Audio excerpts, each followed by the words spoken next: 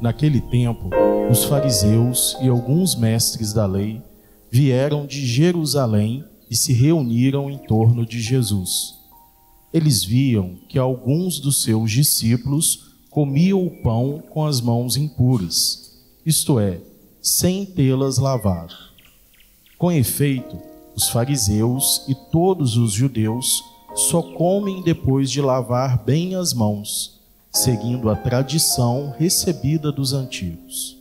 Ao voltar da praça, eles não comem sem tomar banho e seguem muitos outros costumes que receberam por tradição. A maneira certa de lavar copos, jarras e vasilhas de cobre.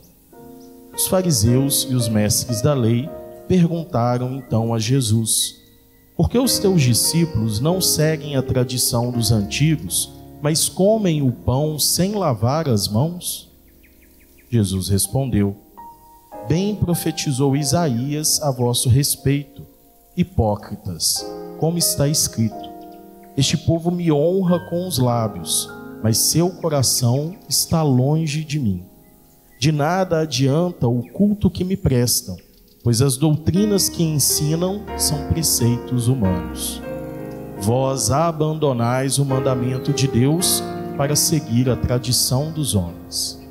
Em seguida, Jesus chamou a multidão para perto de si e disse: escutai todos e compreendei. O que torna impuro o homem não é o que entra nele vindo de fora, mas o que sai do seu interior. Pois é de dentro do coração humano que saem as más intenções, imoralidades, roubos, assassínios, adultérios, ambições desmedidas, maldades, fraudes, devassidão, inveja, calúnia, orgulho, falta de juízo. Todas essas coisas más saem de dentro, são elas que tornam impuro o homem. Palavra da salvação. Glória a vós, Senhor. Amados irmãos e irmãs, nós estamos celebrando hoje este 22º domingo do tempo comum. E aí nós voltamos à leitura do Evangelho segundo São Marcos, depois de refletirmos o capítulo 6 do Evangelho de São João. Na liturgia de hoje, já logo na primeira leitura, nós vemos uma referência que o livro do Deuteronômio faz em relação à lei dada por Deus. E que lei é essa, né? A lei e os costumes dados por Deus, a lei e a tradição dada por Deus para o povo, para quê? Para que o povo possa se aproximar ainda mais de Deus, para que o povo possa chegar cada vez mais perto de Deus. Então a lei foi dada com esse intuito. A lei, ela educa e ela direciona os fiéis cada vez mais a Deus. Perfeito. Então por isso que na primeira leitura, o livro do Deuteronômio vai dizer da grande alegria que o povo de Israel tem, pois ele recebeu leis tão justas que os aproximam cada vez mais de Deus. E é em referência também a isso que a leitura da carta de São Tiago, que nós escutamos hoje, a segunda leitura, nos ajuda também a perceber o dom precioso da graça de Deus que todos nós recebemos. E que dom precioso é esse, né? Deus se revelou a nós em seu Filho Jesus e nos chama à salvação. E não apenas nos chama à salvação, mas nos dá todo o caminho de salvação, todos os instrumentos de salvação. Na antiga aliança, no Antigo Testamento, primeira leitura, através da lei. Na segunda leitura que nós escutamos hoje, não apenas através da lei, mas também através da sua própria igreja, que age assim, nos ajudando a nos aproximar cada vez mais de Deus. E o salmo de hoje canta para nós justamente, um questionamento. Quem morará em vossa casa e no vosso monte santo habitará? Quem irá estar no céu? E aí o salmo vai cantar justamente quem vai alcançar isso, né? E aí ele vai começar justamente dizendo: é aquele que caminha sem pecado e pratica a justiça fielmente, que pensa a verdade no seu íntimo e não salta em calúnias a sua língua, que em nada prejudica o seu irmão, nem cobre de insulto o seu vizinho, que não dá valor algum ao homem ímpio, mas honra os que respeitam o Senhor. Não empresta o seu dinheiro com usura, nem se deixa subornar contra o inocente. Jamais vacilará quem vive assim. Então, tanto a primeira leitura quanto o Salmo, a segunda leitura, mostram para nós, né, justamente isso que nós já conhecemos na nossa fé, que Deus quer nos salvar, que Ele nos dá instrumentos para essa salvação, Ele nos ajuda a alcançar essa salvação, né? E aí Ele vai dar através da sua lei, através da sua igreja, através dos sacramentos, né? Todos esses sinais, todos esses instrumentos que nos ajudam a viver aquilo que o salmista hoje canta. Depois, então, nós chegamos no Evangelho, que traz para nós, né, aqui um momento que a gente pode ficar meio em dúvida. Porque os fariseus e os mestres da lei vêm até Jesus, reúnem-se ao seu redor e ficam ali procurando alguma forma de acusar a Jesus. Então, primeiro, né, a gente entender quem são os fariseus e os mestres da lei. Os fariseus e os mestres da lei, como o próprio nome já diz, né, mestres da lei, fariseus, eram aqueles que conheciam perfeitamente a lei. Eram aqueles que eram as referências religiosas do povo, né? Eram aqueles que conheciam os mínimos detalhes da lei. Eram esses os mestres da lei, e os fariseus também, um grupo religioso que conhecia muito bem a palavra. Então esses deveriam ser homens que receberam essa palavra e se aproximaram, né? Estão muito próximos de Deus.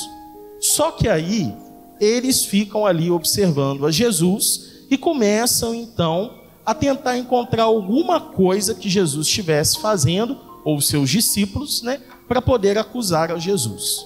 Então olha só, aqueles homens que conheciam tão perfeitamente a lei, que sabiam tão bem a respeito da lei, o que eles fazem, né?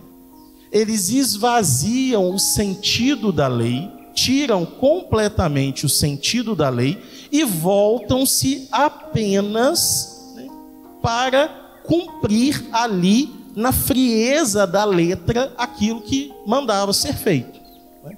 Por isso que até o evangelista, né, São Marcos, para ajudar a gente a entender melhor isso, ele vai fazer um longo parêntese no evangelho de hoje, né? Porque ele vai dizer que esses fariseus e mestres da lei vieram até Jesus e questionaram por que os discípulos de Jesus comiam sem ter lavado as mãos. E aí São Marcos vai lá, faz um parêntese e explica para a gente, né, por que ele está dizendo isso.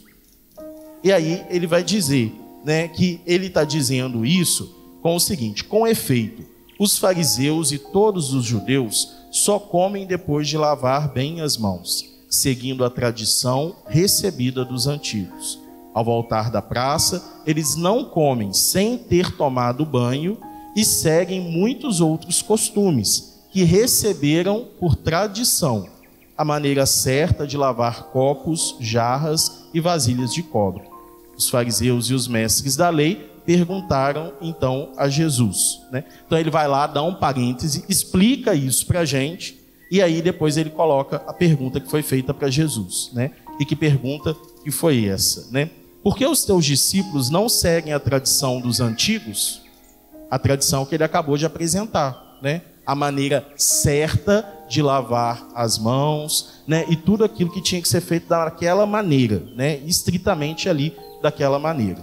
Então foi o que eles perguntaram para Jesus.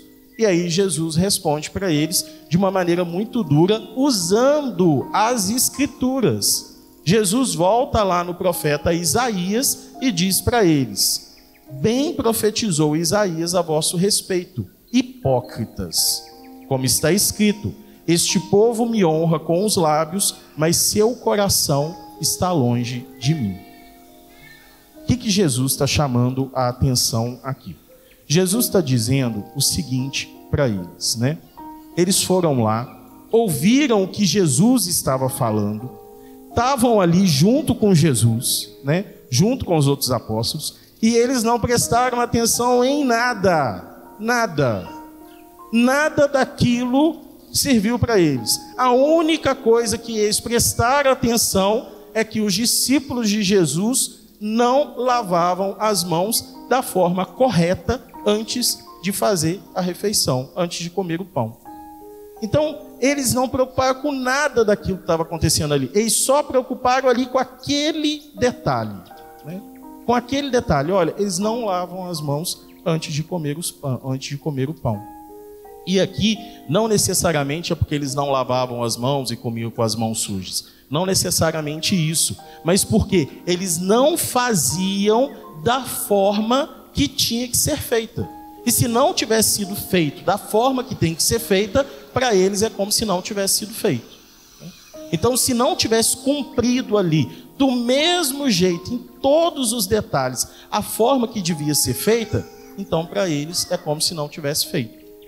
Então, nem necessariamente porque eles estavam preocupados com os discípulos, porque talvez eles estivessem comendo alimento e as mãos pudessem estar sujas, infectadas, e isso fazia mal para eles. Não, a preocupação não era essa, né? A preocupação era, não fez do jeito que tinha que ser feito.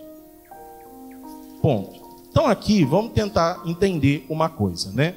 A primeira leitura, o Salmo, a segunda leitura, fala para nós de uma lei, né, depois da sua igreja, dos sacramentos, né, que Deus deu a nós como instrumentos para a nossa salvação.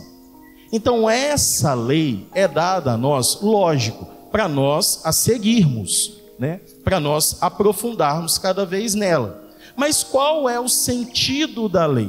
Que cada vez mais nos aproximando desta lei, cada vez mais conhecendo essa lei, nós possamos entendê-la e vivê-la, não simplesmente porque nós temos que cumprir com isso. Mas por quê? Porque nós compreendemos e agora nós amamos. Que agora então nós entendemos aquilo e aí então nós amamos aquilo que nós estamos fazendo. Vamos pensar, né, de uma forma melhor ainda para a gente poder tentar enxergar isso. O que Jesus está dizendo aqui, né? Então nós recebemos a lei e os profetas. Por exemplo, né, nós temos lá as leis, os mandamentos. Quais são, né, ali um dos primeiros mandamentos? O terceiro mandamento da lei de Deus. Todos, né, aqueles que seguem a Deus devem guardar domingos e festas.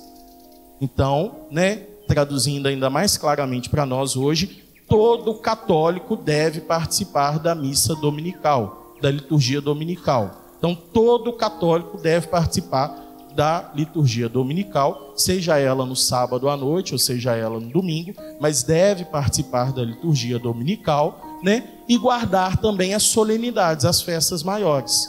Isso é uma obrigação de todo católico, é uma lei que Deus deu, né? E por que Deus deu essa lei? Porque nós devemos cumpri-la, né? Agora, o que vai acontecer? Na Santa Missa, no Santo Sacrifício do Senhor, nós conhecemos, né? Conhecemos a palavra de Deus cada vez mais. Nós temos a oportunidade de nos aproximar de Deus, que vem a nós através da Eucaristia. Deus se dá como alimento para nós. Amados irmãos e irmãs, nós recebemos uma lei que nos convida a encontrar com Deus vivo, verdadeiramente, pelo menos uma vez por semana. Pelo menos uma vez por semana. Olha, isso devia ser motivo de tanta alegria no nosso coração, que à medida que nós encontramos essa verdade, nós nos sentimos transformados por ela. E daqui a pouco, eu nem vou para a igreja porque foi uma lei dada por Deus. Eu vou para a igreja porque eu amo a Deus. E eu vou me encontrar com Deus ali, naquele santo sacrifício do Senhor. Eu vou me encontrar com Deus na Santa Missa, né? Então isso devia ser aquilo que a lei transforma para nós. A gente já nem cumpre simplesmente por cumprir. Não, nós cumprimos porque é uma lei dada a nós para uma graça, né? Uma dádiva maior. Só que Pelo contrário, né? Então essa deveria, em teoria, ser a realidade, né, de todos os católicos. Todos os católicos deveriam escutar essa lei de Deus, viver essa lei, mas conseguir realizá-la não por uma obrigação, mas por uma alegria gigantesca, né? Uma felicidade imensa. Olha, eu vou me encontrar com Deus. Assim também o que Deus nos dá, a sua igreja, né? Os seus sacramentos. Como, por exemplo, hoje nós estamos celebrando o batismo, né?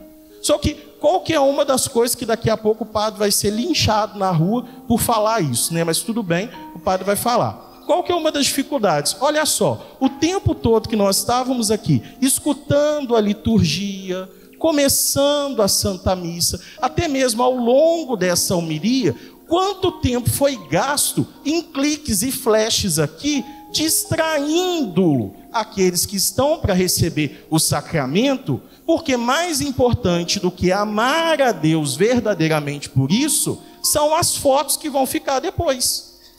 E aí do padre se ele falar isso. Ah, esse padre é chato. Ah, esse padre é enjoado. Mas está ali ouvindo a palavra de Deus e está assim. Aqui ó. Tchá. E foto. Cadê o espaço que a gente silencia para ouvir a palavra de Deus? Cadê? Não interessa, padre. Estava todo mundo bonito, né? Fez um réveillon fora de época, todo mundo de branco, bonito na igreja, né? Vai ter foto para lembrar para o resto da vida. Agora, o que isso significa na vida dessas crianças? Qual é o compromisso que foi assumido por esses pais e padrinhos? Não interessa. E isso não estou falando como crítica, né? Hoje não. Estou dizendo de quanto que isso acontece diariamente. Como que isso acontece diariamente? E chega a ser desrespeitoso. E a gente nem se incomoda com isso mais. Nem se incomoda mais com isso.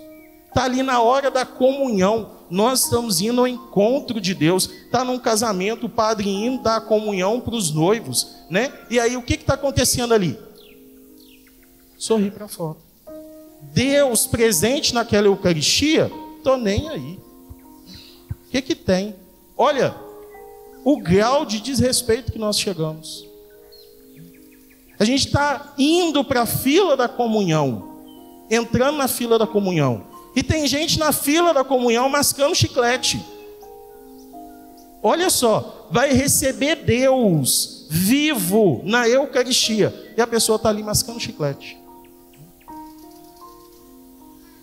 O que tem, né, padre? Isso é muito chato. O senhor cobra demais, né? O senhor chama atenção demais. A pessoa vai para a missa, vai participar da missa, né? Vai ao encontro de Deus, encontro máximo com Deus, né? O corpo está todo à mostra. Vai para o casamento, né? Para alguma coisa, está mostrando tudo, está aparecendo tudo. Mas o que tem, né? O que tem isso? Bobagem. O que importa é que eu cumpri com a minha obrigação. Eu fui na missa, pronto, tchau. Fui lá, risquei isso da minha lista, acabou. Não preciso mais me preocupar com nada. Olha só o que nós estamos fazendo ainda hoje. Nós estamos sendo fariseus e mestres da lei. Olha, simplesmente vir aqui na igreja, sentar no banco, levantar e ir embora, chegar na nossa casa, talvez pegar o nosso texto e rezar, Ave Maria cheia de graça, Senhor é com você, Ave Maria cheia de graça, Senhor é com você, Ave Maria cheia de graça. Mas não deixar que isso caia no nosso coração e nos transforme, a gente simplesmente vai estar sendo, novamente, fariseus e mestres da lei. A gente vai conhecer perfeitamente a lei, a gente vai saber todos os detalhes dela, mas o que ela transforma no nosso coração, o que ela gera na nossa vida, não interessa. E aí, amados irmãos e irmãs, volto, né, e insisto mais uma vez, né, naquilo que Jesus ainda hoje disse, né, vamos voltar aqui na profecia de Isaías. O que ele vai dizer, né?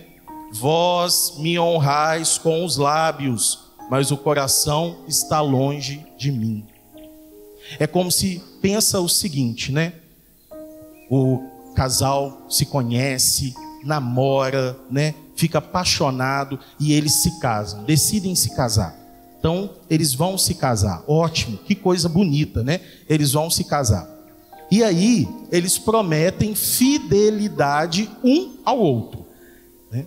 Perfeito. Prometeram fidelidade um ao outro.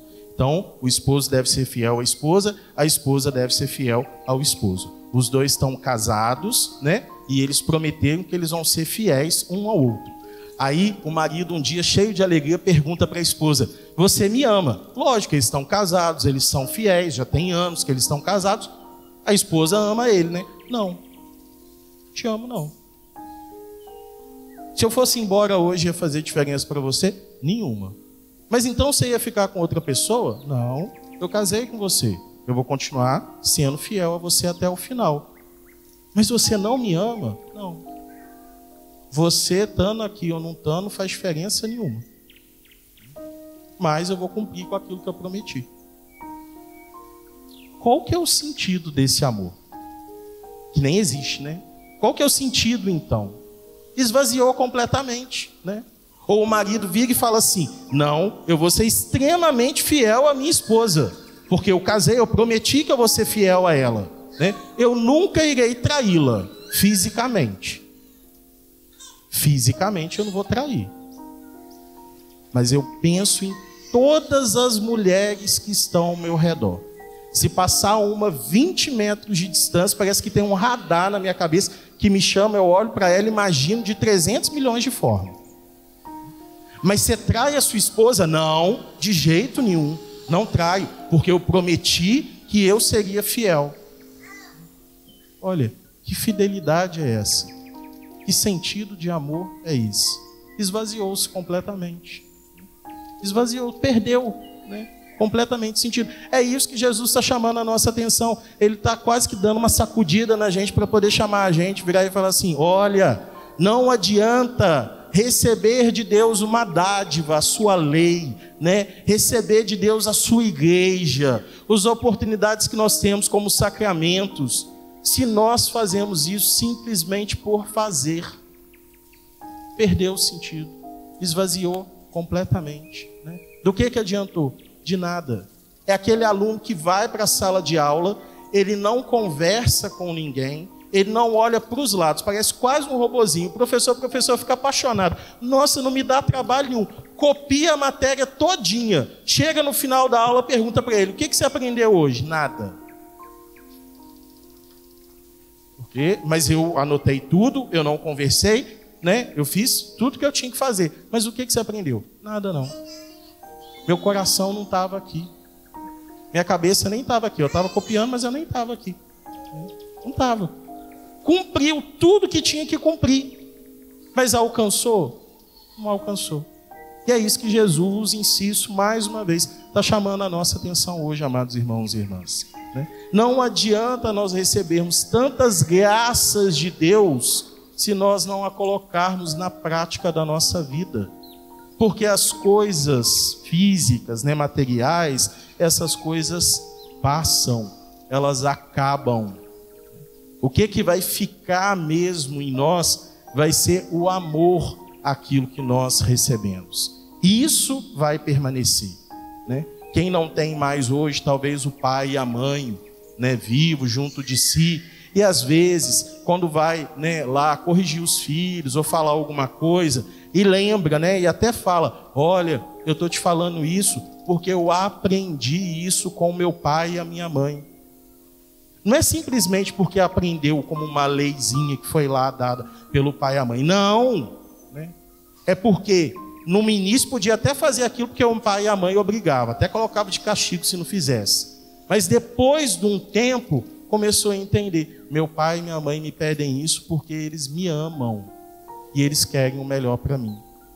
E aquilo ficou tão vivo no coração que mesmo o pai e a mãe não estando mais vivo aqui entre nós fisicamente hoje, a memória e o amor ainda continuam.